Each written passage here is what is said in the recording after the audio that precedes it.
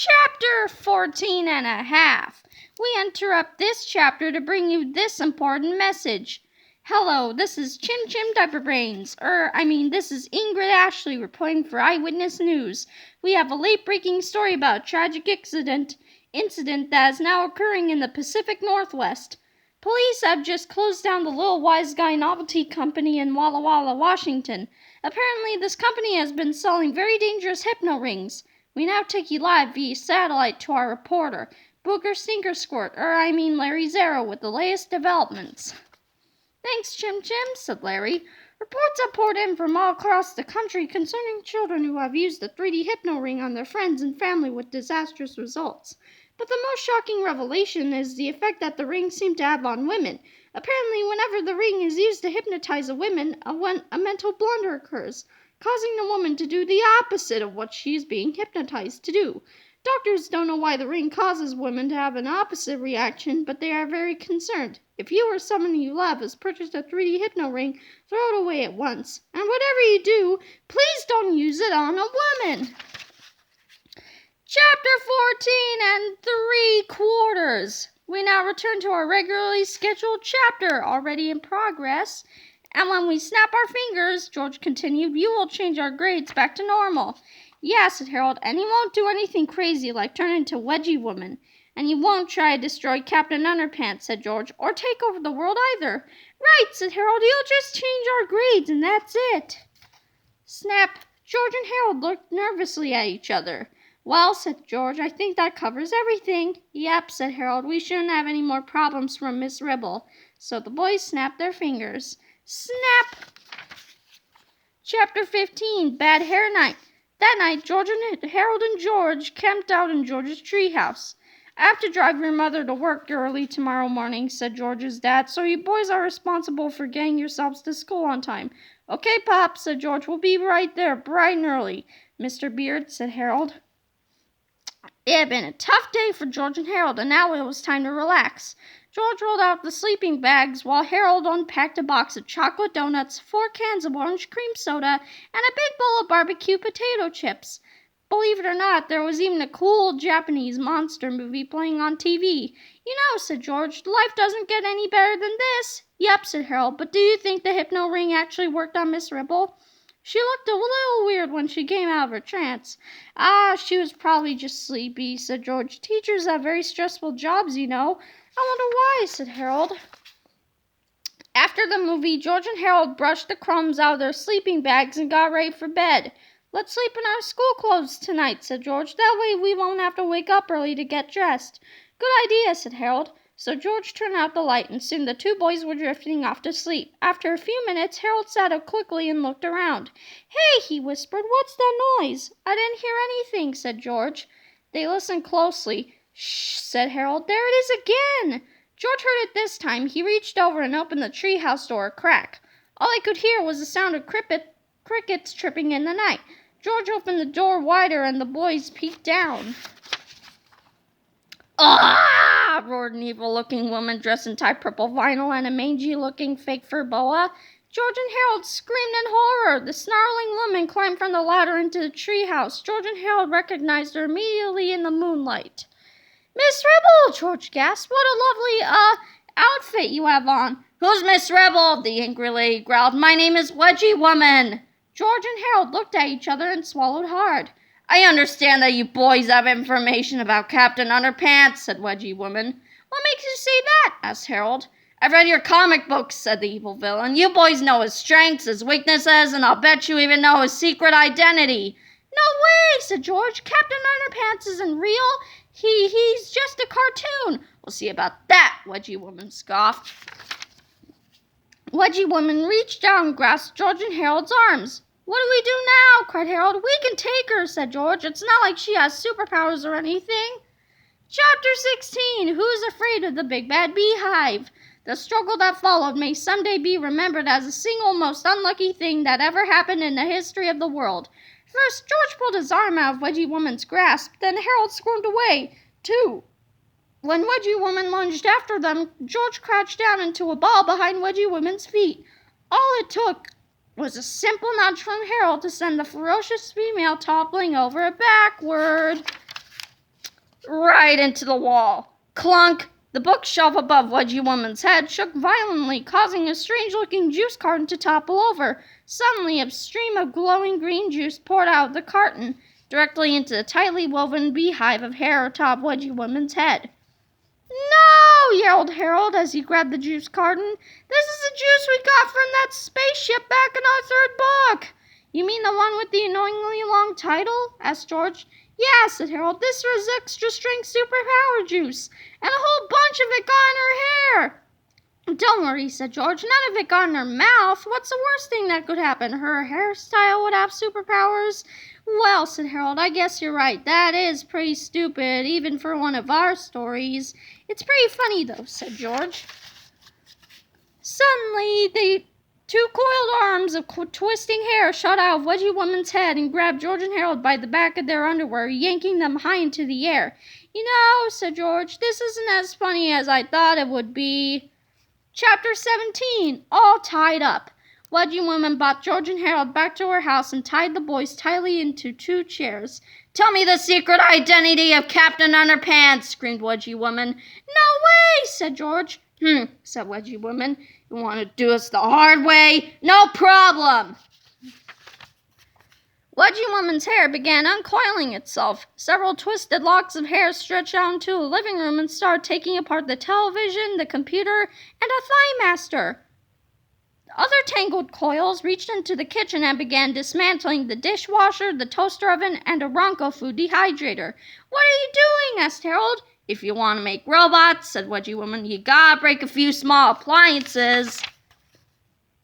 George and Herald watched impatiently while Wedgie Woman's hair assembled thousands of assorted screws, bolts, wires, gears, cathode tubes, and computer chips. Soon, 2 small robots began taking shape. "I didn't know Miss Rebel was smart enough to make robots," said Herald. "Me neither," said George. "I think some of that extra-strength superpower juice must have soaked into her brain." The next morning, Wedgie Woman completed her robots, which she named Robo, George, and the Herald 2000. "You know," said Herald, "something about those robots seems a little familiar." "Yeah," said George, "they look kind of like us, only not as dashingly handsome." Wedgie Woman opened the robots' chest plates and inserted a can of spray starch into each one. Then she sealed the chest plates, patted each robot on the head, and sent them both off to school. "Captain Underpants doesn't stand a chance now," Wedgie Woman laughed. "Wait a minute," said Herald. "How are those 2 robots going to stop Captain Underpants?" "All they have to do is wait and listen," said Wedgie Woman. "And as soon as they hear the words tra-la-la, it'll all be over." Chapter 18, Robo, George, and the Herald 2000. Attention, boys and girls," said Mr. Krupp to the 4th graders. "Your teacher, Miss Ribble, didn't come to school today." "Hooray!" shouted the children. "Settle down," Mr. Krupp shouted. "You're still going to have all your classes." "Aw, man," moaned the children. "But you're going to have a substitute teacher," said Mr. Krupp. "Hooray!" shouted the children. "And it's going to be me," said Mr. Krupp. "Aw, man," moaned the children. The whole day was pretty much like a normal day, except for one thing. Mr. Krupp couldn't understand why George and Herald were so well behaved. They didn't make funny noises during science class, they didn't stick crayons up their noses during art class, and they didn't draw comic books during a math class. In fact, they even walked past the sign without changing the letters around. Mr. Krupp was stumped. "All right, you 2, Mr. Krupp shouted. "I know you're up to something. Better stop being so good or you're going to be in big trouble." Today's lunch, genetically modified meat-flavored beef with extra bovine growth hormones. But Robo, George, and the Herald 2000 kept right on behaving. The only time they did something even remotely wrong was during recess. Everybody was playing kickball, and when it was the Herald 2000's turn to kick the ball, he kicked it pretty darn hard. Kaboing! The kickball tore right through the top of page 101 and out the other side as it sailed toward the outer regions of Earth's atmosphere. Soon, it broke free of our planet's gravitational pull and began heading straight toward the planet Uranus. "Aha!" shouted Mr. Krupp as he pulled out the official school rulebook and read Rule 411 out loud. "It is against the rules to kick school property into outer space. You're in trouble now, bub." But the Herald 2000 ignored Mr. Krupp and began running around the bases. "Hey, I'm talking to you, Hutchins," Mr. Krupp shouted. He pointed at the Herald 2000 and snapped his fingers. Snap! Suddenly, Mr. Krupp began to change. A silly-looking smile dressed across his face, and he stood before the fourth graders looking quite heroic. Quickly, he turned and ran back into the school. Chapter 9, Tra-la-lunatics. Several minutes later, Captain Underpants flew out of Mr. Krupp's office window. As the hero zipped across the sky, he let out a triumphant tra-la-la. When Robo, George, and the Herald 2000 heard the words tra-la-la, they immediately stopped playing kickball. Suddenly, their arms began to extend and their legs stretched toward the sky. Tra-la-la! Strange secret compartments in their ever-growing torsos opened up, revealing giant rocket boosters and the latest in advanced aviation technology. Steel panels on their faces and bodies expanded wildly as their complex structures swelled to highly improbable proportions. Suddenly, flames shot out of their retro thrusters as their bodies rose into the air. In no time at all, two gigantic robots were flying in the hot pursuit of the amazing Captain Underpants. "George and Harold are in big trouble now," said Melvin Sneedley as he read Rule 7734 of Mr. Krupp's official school rulebook out loud. "It is against the rules for students to transform into giant flying robots during afternoon recess." The real George and Harold, however, had more on their minds at that moment than a few broken rules. They watched the action unfold on a big screen television that Wedgie Woman's horrible hair had built by combining the spare parts of a fish tank and an electric toothbrush. The colossal robots surrounded Captain Underpants, but surprisingly, the waistband warrior looked happy to see them. "George, Harold," said Captain Underpants. "My, how you boys have grown. And I didn't know you could fly. That's great. Now you can help me fight for truth, justice, and all that is pre-shrunken cottony." But the gigantic robots didn't respond. Instead, they hovered close to Captain Underpants as their steel chest plates opened up. Suddenly, two extendable robotic arms reached out and began showering Captain Underpants with liquid spray starch. What are you doing?" cried Captain Underpants. "That's spray starch! It's the only thing in the world that can take away my superpowers!" The waistband warrior screamed in horror as he began falling through the sky. Robo George quickly swooped down, grabbed the helpless hero, and hung him by his waistband on a tall pole high above the city streets. Chapter 20, You Asked for It! "Hooray!" cried Reggie Woman as she turned off her new TV. "My plan worked. Now it's time to take over the world!" "But what about us?" asked Harold. "Don't worry," said Wedgie Woman. "I got a big surprise for you two." She took a heavy battle axe and tied it up with a rope. Then she leaned the axe towards George and Harold and lit a candle under the rope. "When the flame burns through the rope," said Wedgie Woman, "all your problems will be over. Get the point?" "Not really," said George. "Don't worry," laughed Wedgie Woman. "You will soon enough." Wedgie Woman laughed a horrible laugh. Then she dashed out the door to take on the world. George and Harold watched as the flame began burning through the rope. They cringed as the impending doom of the axe blade came closer and closer. "Well," said George, "it looks like this is the end." "Maybe not," said Harold. "Maybe the blade will fall and slice through our ropes and not harm us at all." "I doubt it," said George. "That kind of thing only happens in really lame adventure stories." Suddenly, the blade fell and sliced through the ropes, not harming George and Harold at all. The two boys looked at each other and decided it was best not to comment on the situation. Chapter 21, The Ruthless Revenge of the Wicked Wedgie Woman. Wedgie Woman headed to the center of town to meet up with Robo George and the Herald 2000. "Well done, my precious robots," said Wedgie Woman affectionately. "What's all this then?" said a policeman who just arrived on the scene. Nothing, officer," said Wedgie Woman. "Just the beginning of my total world domination." "Oh, okay," said the cop. "Hey, wait a minute." But before the police officer could voice his objections, a twisted dreadlock from Wedgie Woman's head shot out and grabbed the cop by the back of his underwear.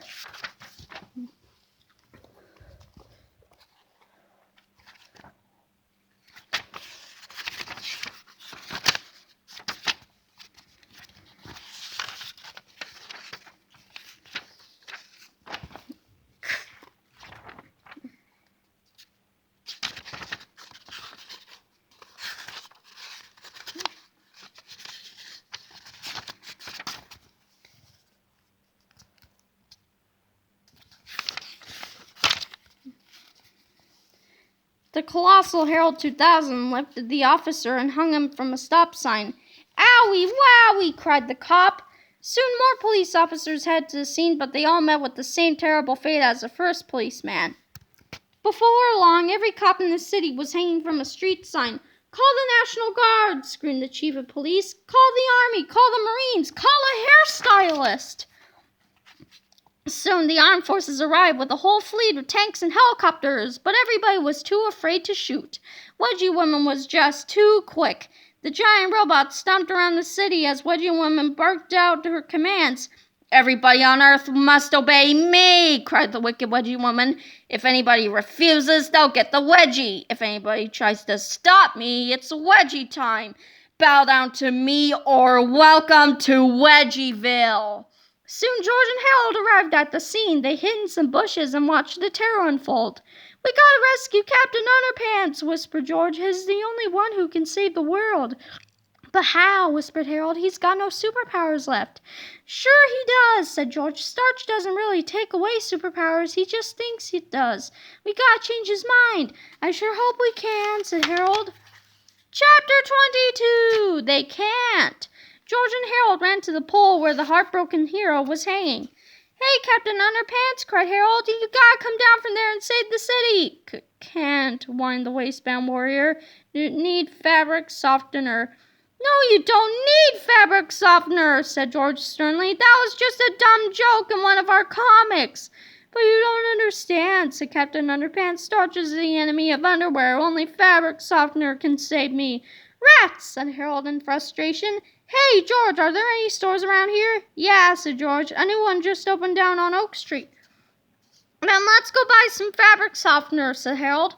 "It'll be easier than trying to reason with the guy." "How's that going to help?" asked George. "It's all in his mind," Harold explained. "If he believes that fabric softener will save him, then it probably will. I think it's called the placenta effect."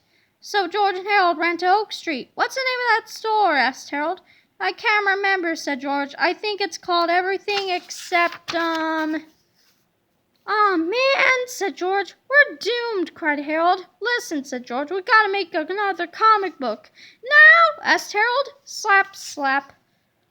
"It's our only hope," said George. "The fate of the entire planet is in our hands." Soon the two boys bought some paper and a few pencils and got down to work. 22 minutes later, George and Harold had created an all-new Captain Underpants adventure. They ran back to the pole where Captain Underpants was hanging and tossed their new comic up to him. "This is no time to be reading comics," said Captain Underpants. "Just read it, Bob," said Harold. "Yeah," just said George. "You might learn something."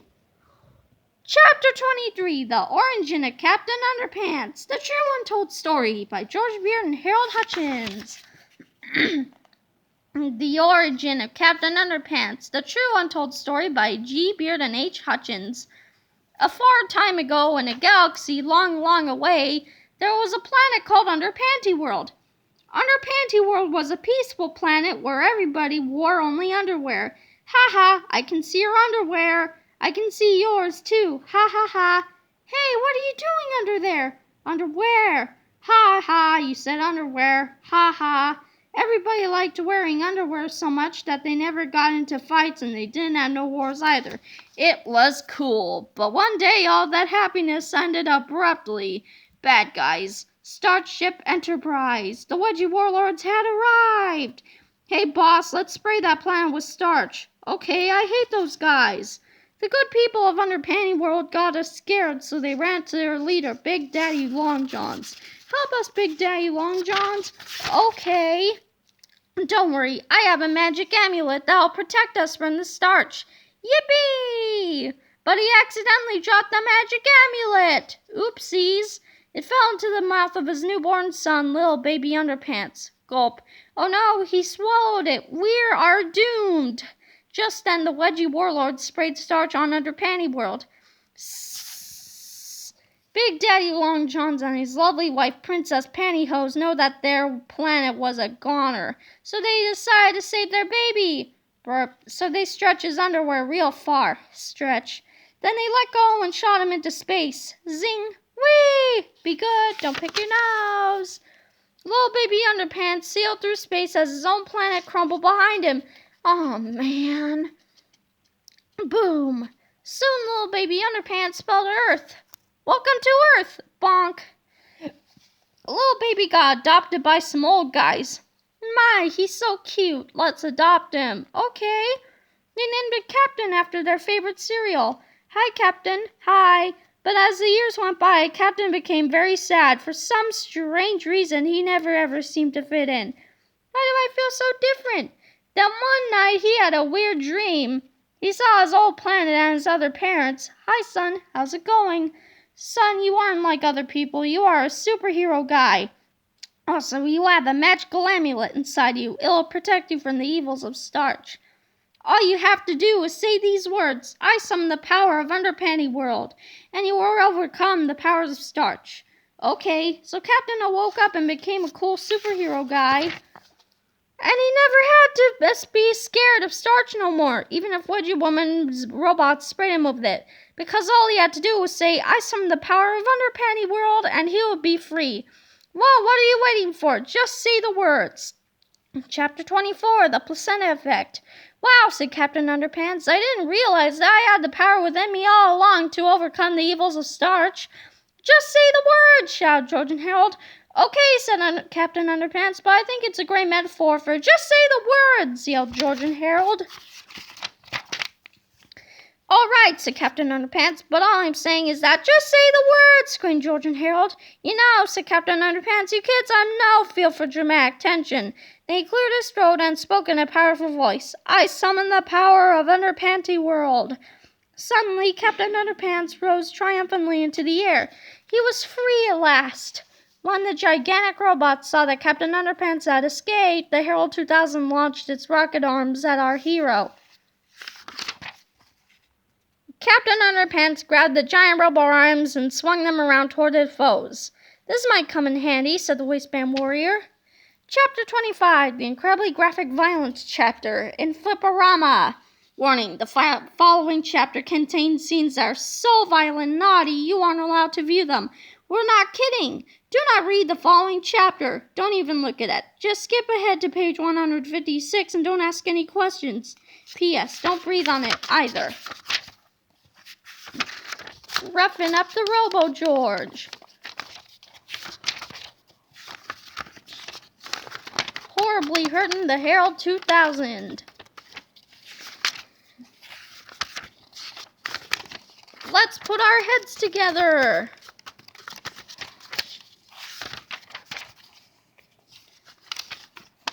The Super Smashy Cyber Slam. Chapter 26, Reverse Psychology 2. The giant robots were defeated, but the battle was not over yet.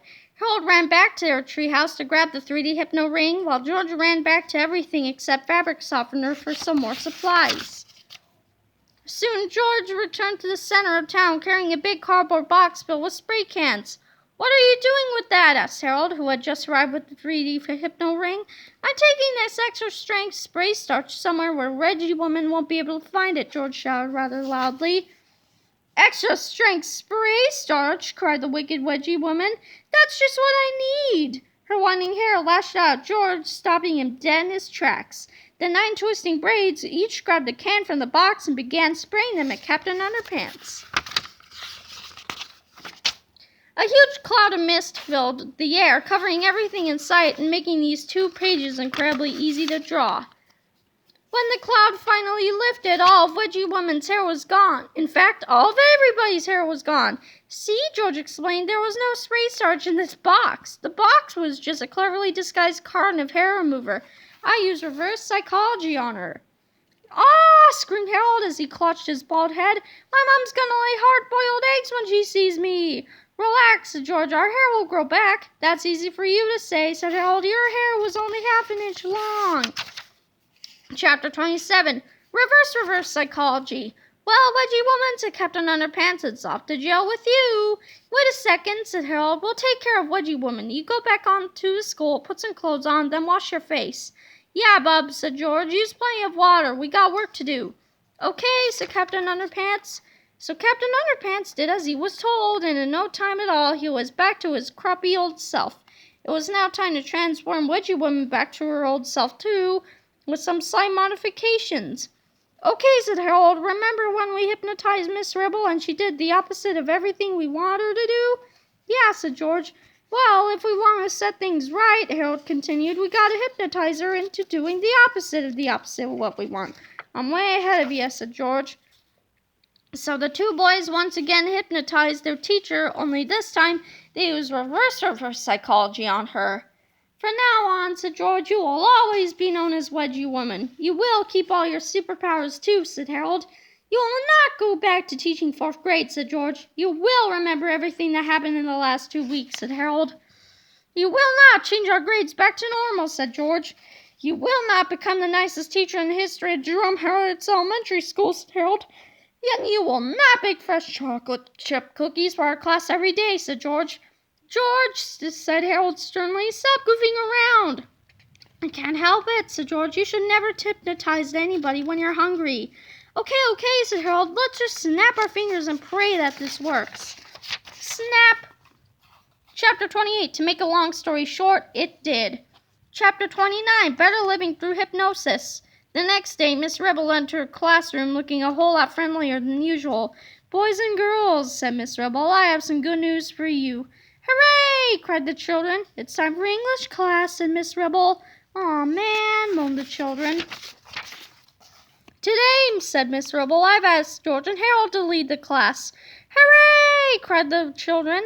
They're going to teach us about creative writing, said Miss Ribble. Aw, man, moaned the children, by showing us how to make our own comic books. Hooray! Said Miss Ribble. Hooray! Cried the children. While they're doing that, said Miss Ribble, I'm going to pass out something for all of you to work on. Aw, man, moaned the children. Homemade chocolate chip cookies, said Miss Ribble. Hooray! Cried the children. This is awesome, said Harold, but do you think it was right for us to change her personality like we did? Sure, why not, said George. She's happier. She'll probably live longer. You're right, said Harold. I guess hypnosis is a pretty cool thing sometimes. Then again, as we all know, sometimes it isn't. Were these cookies hard to make? No, dear, they were a snap. Snap! Oh no, screamed Harold. Here we go again, screamed George. Tra-la-la!